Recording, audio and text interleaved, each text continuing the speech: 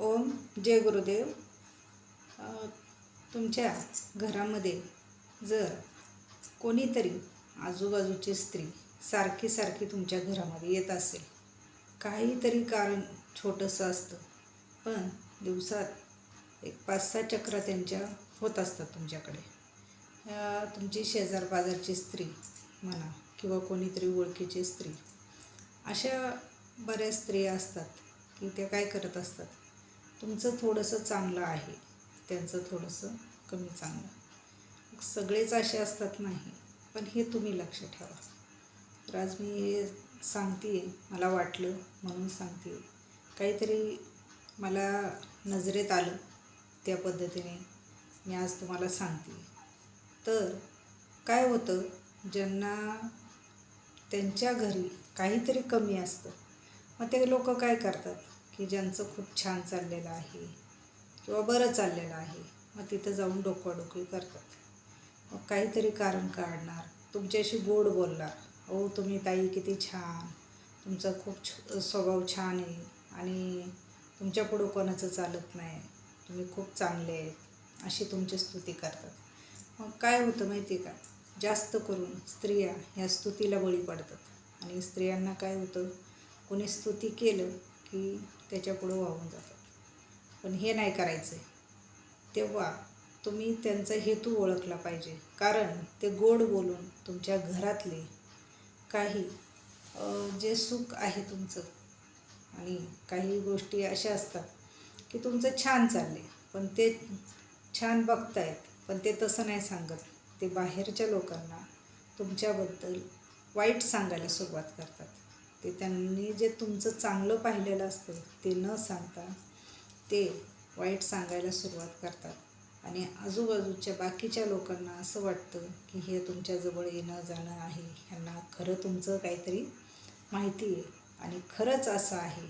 मग ही लोक काय करतात, तुमच्याशी तर समोर गोड बोलतात आणि मागे जाऊन तुमच्या पाठीमागे तुमच्याबद्दल एवढं वाईट लोकांना भरवतात आणि त्याच्याने मग काय होतं, तर तुमचं जे कुठं छान चाललेलं आहे ते कुठंतरी हळूहळू समाजामध्ये तुम्हाला खूप छान चाललं असेल, सगळे तुमच्याशी छान बोलत असतील, ते त्यांना कुठंतरी बघवत नसतं.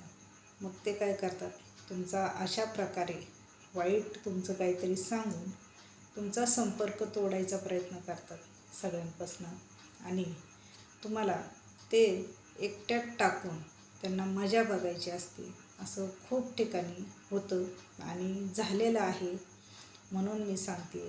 तर कधीही कोणी जर तुमच्या इथं जर सारखं डोकवाडोकी करायला येत असेल किंवा तुमची खूप स्तुती करत असेल, तर अशा स्त्रियांवर कधीही विश्वास ठेवू नका आणि त्यांना आपल्या घरात सारखं सारखं डोकवायची संधी देऊ नका. हे करा, कारण याच्यामुळं खूप छान चाललेल्या लोकांचंही वाईट झालेलं आहे.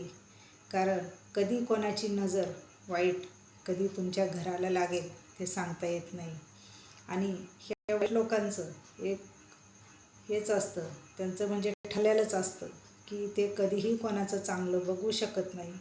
मग ते त्यांचा पाऊल जरी तुमच्या घरामध्ये पडला आणि ते जर फिरून जरी तुमच्या घरामध्ये गेले, तरी त्याचा विपरीत परिणाम तुमच्या परिवारावर होतो, घरावर होतो. तर ह्या अशा काही गोष्टी असतात. तर तुम्हाला ऐकायला वाटत असेल की हे मी काय सांगते, पण हे मी खरं सांगते आणि ह्याचा ज्यांना कोणाला अनुभव नसेल त्यांना मी आज सावध करते की ह्या गोष्टी असतात.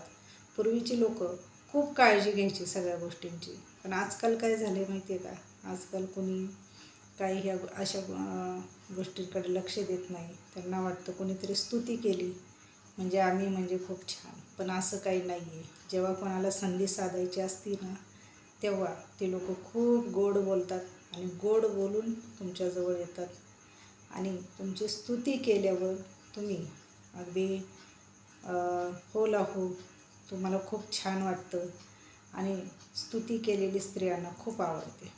त्याचा फायदा हे असे वाईट लोक घेत असतात आणि ह्या अशा स्त्रिया तुमच्या घरात जर कोणी डोकवत असतील, कोणीही असू द्या, त्यांना त्यांच्यापासून सावध राहा आणि इथून पुढं लक्ष ठेवा. एवढंच सांगते. ओम जय गुरुदेव. आई राजाऊ देव देव. ओम पद्मावती.